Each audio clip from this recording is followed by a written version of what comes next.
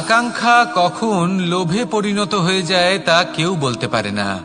এবার তার পরিণাম কি হতে পারে তাও আমরা কেউ জানি না। আজ আমি আপনাকে বলছি, কোনো ব্যক্তি সব থেকে বেশি ক্ষতির সম্মুখীন তখনই হয় যখন সে এটা মনে করে যে সে সব থেকে বেশি সুরক্ষিত স্থানে।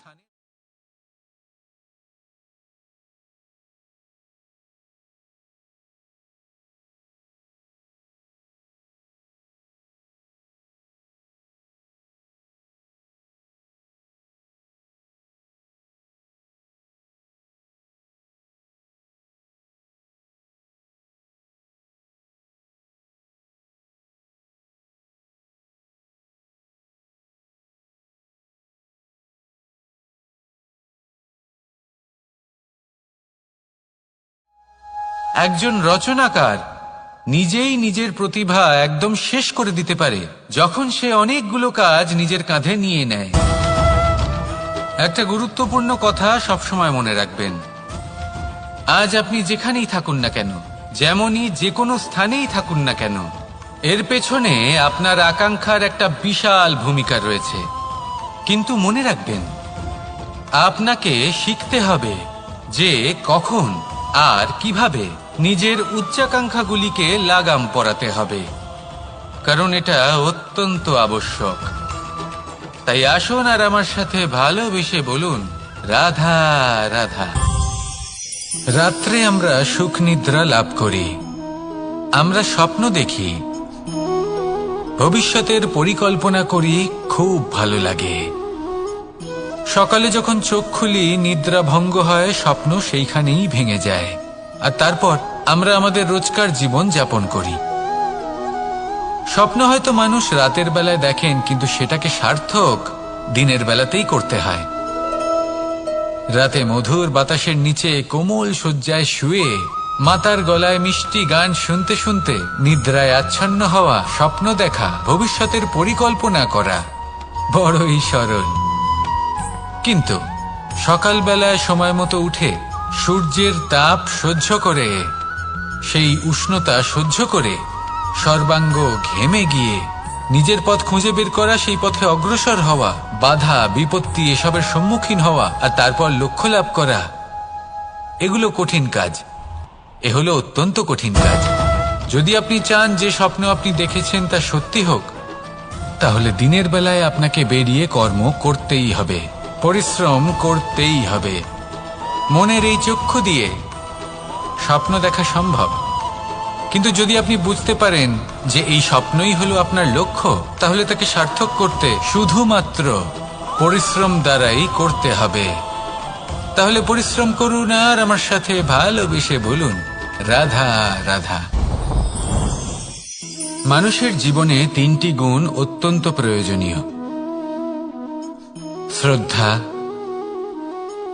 বিনম্রতা, যোগ্যতা। যদি জ্ঞান লাভ করতে চান তাহলে শ্রদ্ধার প্রয়োজন, যদি মান লাভ করতে চান তাহলে স্বভাবে বিনম্র হওয়া প্রয়োজন, আর যদি মনোবাঞ্ছিত স্থান লাভ করতে চান তাহলে যোগ্যতার প্রয়োজন। বিষয়টা সহজ। শ্রদ্ধা আপনাকে জ্ঞান দেবে, নম্রতা আপনাকে মান, আর যোগ্যতা উচিত স্থান দেবে। কিন্তু যদি আপনি এই তিনটি গুণ সম্মিলিত করেন, তাহলে এমন কিছু লাভ করবেন যা এই সব কিছুর থেকে অনেক ঊর্ধ্বে: সম্মান। আর এ হলো সেই সম্মান যা প্রত্যেক মানুষের নিজের জীবনে লাভ করতে চেষ্টা করা উচিত, কারণ এই হলো সেই সম্মান যার কারণে আপনি চলে যাওয়ার পরেও এই সংসার আপনাকে ভালোবাসবে আর মনে রাখবে। আসুন আমার সাথে ভালোবেসে বলুন, রাধা রাধা। অনেক সময় আমরা জীবনে অনেক মানুষকে এমন বলতে শুনে থাকি যে আমি অসফল হয়েছি কারণ আমার সময় ভালো যাচ্ছিল না, আমি এই জিনিসটা লাভ করতে চাইছিলাম কিন্তু করতে পারলাম না কারণ আমার সময়টা ভালো যাচ্ছিল না, আমি আমার জীবনে ওই মহান কাজটা করতে চাইছিলাম কিন্তু করতে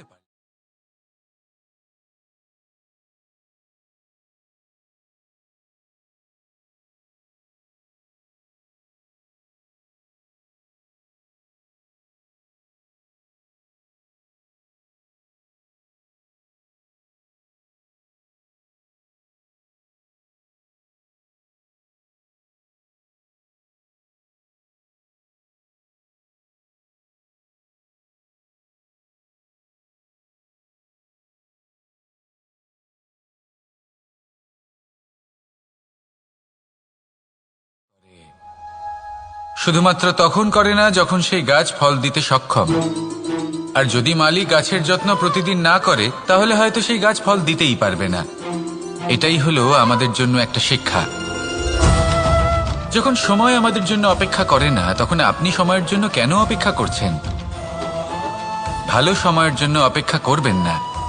ভালো এবং শুভ কর্ম দ্বারা ভালো সময়কে নিজের কাছে টেনে আনুন। নিরন্তর কর্ম করুন, পরিশ্রম করতে থাকুন। শুভ সময় আপনা থেকেই আপনার কাছে আসবে।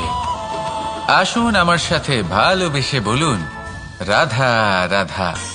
মানুষের এই সংসারে জীবনযাপন করার জন্য কিছু জিনিসের প্রয়োজন পড়ে। এমন কিছু আবেগ, এমন কিছু বস্তু আছে যেগুলো তার প্রয়োজন হয়।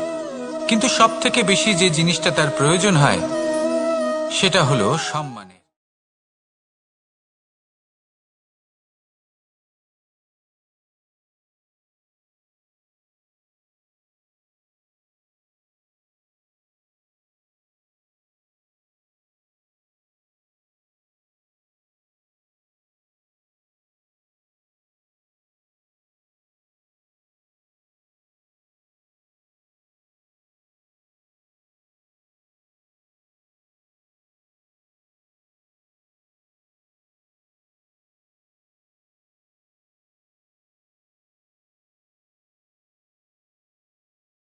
সৎকর্ম করবেন বা এমন কোনো কর্ম করবেন যাতে উনি সম্মান লাভ করতে পারেন।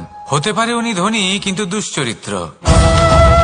সেই জন্য বয়স বা উপার্জন দেখে কোনো ব্যক্তিকে সম্মান করবেন না। কর্ম দেখুন। যদি গভীরভাবে ভেবে দেখেন তাহলে দেখবেন যদি কোনো মানুষ কোনো সৎকর্ম করেন তাহলে তার প্রতি হৃদয় থেকে সম্মান জাগ্রত হয়। এটাই হলো সেই সম্মান যা অর্জন করতে হবে। বয়স আজ আছে, কাল আরো বৃদ্ধি পাবে। উপার্জন আজ আছে, কাল সেটা কমে যেতেও পারে। কিন্তু যদি আপনি নিরন্তর শুভকর্ম করতে থাকেন তাহলে আপনি মৃত্যুর পরেও অমর হয়ে থাকবেন। আসুন আমার সাথে ভালোবেসে বলুন, রাধা রাধা। পাপ এবং পুণ্য এই দুই হলো সংসারের এমন দুই বিন্দু যাকে কেন্দ্র করে এই সংসারের চক্র ঘুরতে থাকে। আমরা যদি কোনো কর্ম বিচার করি, হয় পুণ্য নয় পাপের দৃষ্টিভঙ্গি দিয়ে, এটা হয় পুণ্য না হলে পাপ। কিন্তু এই পাপ এবং পুণ্য এই দুই নির্ভর করে প্রত্যেক মানুষের ওপর, তার চিন্তাধারা, তার পরিস্থিতির ওপর। ধরুন এমন একজন মানুষ যিনি অনেক দিন ধরে বনে পথ হারিয়েছেন, অনেক দিন হয়তো উনি কোনো খাবার খাননি। এবার এমন পরিস্থিতি চলে এসছে যে এবার যদি উনি খাবার না খান তাহলে হয়তো জীবিতই থাকবেন না। আর এমন অবস্থায় ওনার সামনে যদি কোনো প্রাণী আসে তাহলে তাকে শিকার করা এটা কিন্তু তার কাছে পাপ নয়, এটা তো জীবিত থাকার একমাত্র উপায়। এটা তার কাছে পুণ্য সম। আর যদি আমি এমন একজন ব্যক্তির কথা বলি যিনি সরল, যিনি একটি সুখী, শান্ত, সুরক্ষিত জীবনযাপন করছেন, তার কাছে কিন্তু এটা পাপ। এইরকমই এই সংসারে ভিন্ন ভিন্ন পরিভাষা আছে পাপ এবং পুণ্যের। তার মধ্যে যদি আমি আপনাকে একটি সরল পরিভাষা দিই, সেটা হলো জীবনে যখনই কোনো কর্ম করবেন সেটা নিয়ে একটু ভেবে দেখুন যে এই যে কাজটা আমি করছি তার ফলে এই যে অন্য মানুষেরা আছেন এই সংসারে তারা কি দুঃখ পাবেন? যদি তারা দুঃখ পান তাহলে সেটা পাপ। যদি আপনি এমন কোনো কর্ম করেন যার ফলে অন্যরা প্রসন্নতা লাভ করেন, তাদের মুখে হাসি ফুটে ওঠে, যদি তারা প্রেরিত হন, জীবনে সামনে এগোতে পারেন, তাদের বিকাশ হয়, তাহলে এটা হলো পুণ্য। তাই জীবনে সবসময় পুণ্য করতে থাকুন আর আমার সাথে ভালোবেসে বলুন, রাধা রাধা। বনস্পতি ফলনের জন্য আমাদের কিসের প্রয়োজন পড়ে? একটু ধরিত্রীর, একটু পরিশ্রমের, আর একটা বীজের। এবার যদি মানুষের কথা বলি তাহলে এখানে ধরিত্রী হলো মানুষের এই জীবন, যেখানে মানুষ নিজের ইচ্ছের ফল ফুল ফলন করতে চায়। পরিশ্রম হলো আমাদের কর্ম, আর বীজ হলো আমাদের নির্বাচন। আমাদের বেছে নিতে হবে যে আমরা কি বপন করব, আম নাকি ফণি মনসা, এর মধ্যে আমরা কি পেতে চাই? রসালো ফলের ফলন চাই নাকি কাঁটার ফলন চাই তা আমাদের উপর নির্ভরশীল। কিন্তু একটা কথা ঠিক, লক্ষ্য যেমনই হোক না কেন, জীবন যেমনই হোক না কেন, যদি আপনি লক্ষ্যের দিকে এগোতে থাকেন তাহলে কর্মের সাথে খামখেয়ালি আচরণ করতে পারবেন না। যদি আপনি এমন করেন তাহলে এটা আপনাকে একটা অনুচিত লক্ষ্যে পৌঁছে দেবে, সেটা কিন্তু নিশ্চিত। সবসময় এটা মনে রাখবেন, কর্মের সাথে খামখেয়ালি হবেন অর্থাৎ কর্মফলও আপনার সাথে খামখেয়ালি হবে। তাহলে নিষ্ঠার সাথে কর্ম করতে থাকুন আর নিজের লক্ষ্যকে প্রাপ্ত করুন। আর আমার সাথে ভালোবেসে বলুন, রাধা রাধা। অগ্নি চতুর্থ তত্ত্ব, সব থেকে বেশি গুরুত্বপূর্ণ কিন্তু তার থেকেও বেশি ভয়াবহ। কখনো অগ্নিকে নিয়ন্ত্রিত রূপে উনুনে জ্বলতে দেখেছেন? এই অগ্নি আমাদের খাবার বানাতে সাহায্য করে, যা আমাদের শক্তি প্রদান করে। কিন্তু এই অগ্নি যখন বিচলিত হয়ে, অনিয়ন্ত্রিত হয়ে কোনো বনের আগুন হয়ে ওঠে, তখন মহা বিনাশ ঘটে যায়। আপনারই অন্তরের ঊর্জা হলো এই অগ্নি। এটা আপনার শক্তিও, আপনার ক্রোধ। একে ব্যবহার কিভাবে করবেন তা আপনারই হাতে। যদি কোনো ব্যক্তি নিজের অন্তরের এই ঊর্জাকে ব্যবহার করেন শক্তির রূপে, তাহলে সে বিকাশ ঘটাতে পারে, নির্মাণ ঘটাতে পারে।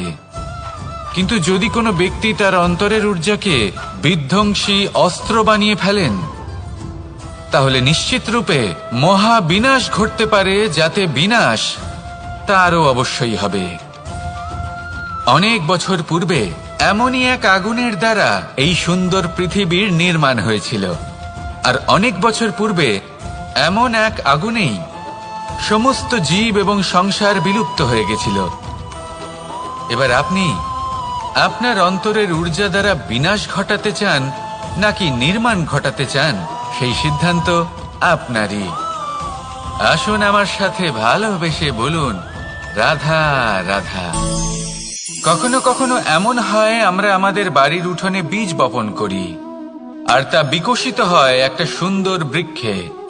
তার শাখাগুলি প্রতিবেশীর বাড়ি পর্যন্ত পৌঁছয়। ফলের বর্ষণ প্রতিবেশীর বাড়িতেও হয়ে থাকে। আর আমরা ভাবি গাছ আমরা উৎপন্ন করব আর ফল খাবেন আপনারা। এই কেমন কথা হলো? আপনাকে এই কথা বুঝতে হবে যে এসব হলো ভৌতিক বস্তু, সাংসারিক বস্তু। কখনো নিজের বাড়ির বাগানে ভালোবাসার গাছ বপন করে দেখুন, তার শাখাও প্রতিবেশীর বাড়ি পর্যন্ত পৌঁছবে, ফলের বর্ষণ সেখানেও হবে। কিন্তু সেই ফল চাইতে আপনাকে যেতে হবে না, সেই ফল দ্বিগুণ মাত্রায় আবার আপনার কাছেই ফিরে আসবে। তাই নিজের বাড়িতে আর নিজের মনে ভালোবাসার গাছ উৎপন্ন করুন। এই জীবন প্রসন্ন হয়ে বলবে, রাধা রাধা। অ দিয়ে অন্ত, আ দিয়ে আরম্ভ, এই দুইয়েরই রাশি সমান। যদি আপনি মন দিয়ে দেখেন তবে দেখবেন এদের সম্পর্ক খুবই নিবিড়। কিভাবে?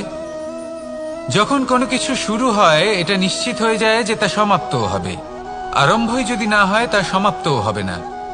যা আরম্ভ হয়েছে তার সমাপ্তি হলো অবশ্যম্ভাবী। এটাই হলো প্রকৃতির নিয়ম, একে এড়ানো যায় না। এবার এই কথা আমরা সকলে জানি। এবার মানুষ কি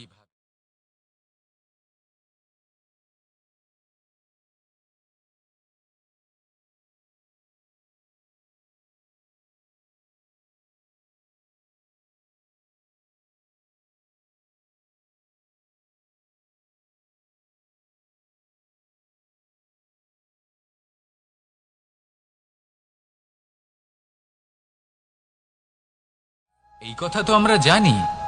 তাহলে এমন কি কর্ম করা যেতে পারে যা আমাদের সমাপ্তির পরও আমাদের প্রাসঙ্গিক করে রাখতে পারে, এই বিষয়ে ভাবা উচিত। যে জন্মগ্রহণ করেছে তার মৃত্যু হবেই, এটা সাধারণ বিষয়। কিন্তু ইতিহাস আজও সেই সকল মানুষজনকে স্মরণ করেন যাদের এই সংসার তাদের মৃত্যু নয়, বরং তাদের জীবনকালে যে কর্ম তারা করেছেন তার দ্বারা মনে রাখেন।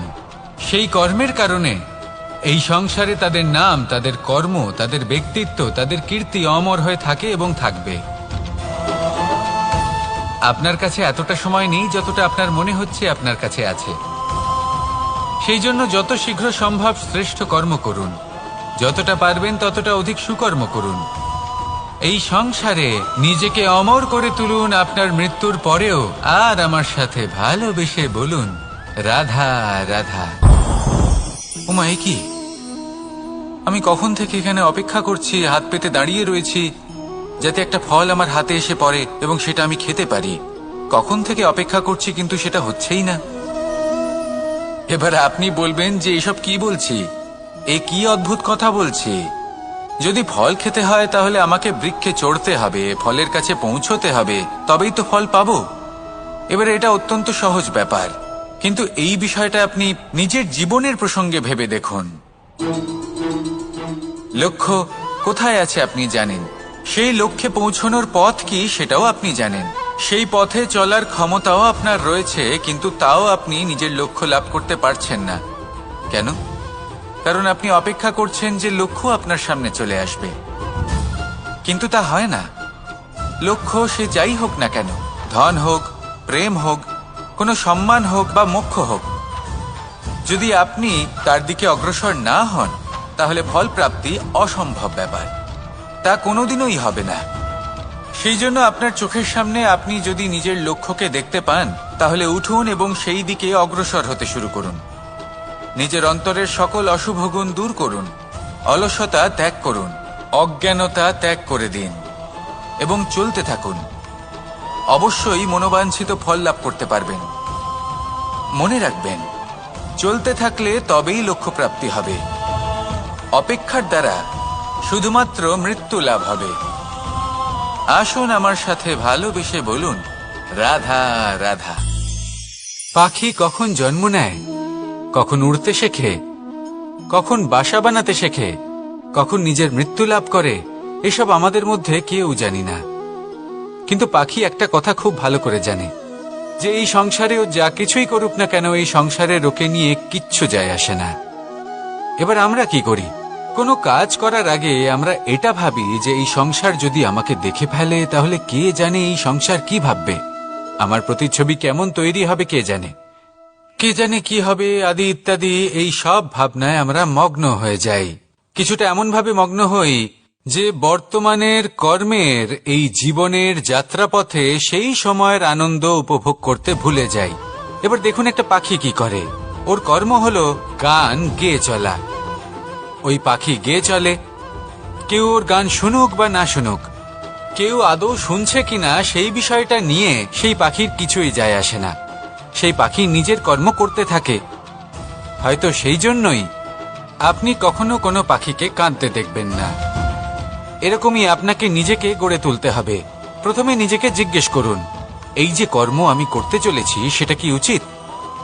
যদি আপনার মনে হয় সেটা উচিত তাহলে সেটা প্রমাণ করুন। এটা ভাববেন না যে এই সংসার কি ভাববে। আসুন আর আমার সাথে ভালোবেসে বলুন, রাধা রাধা।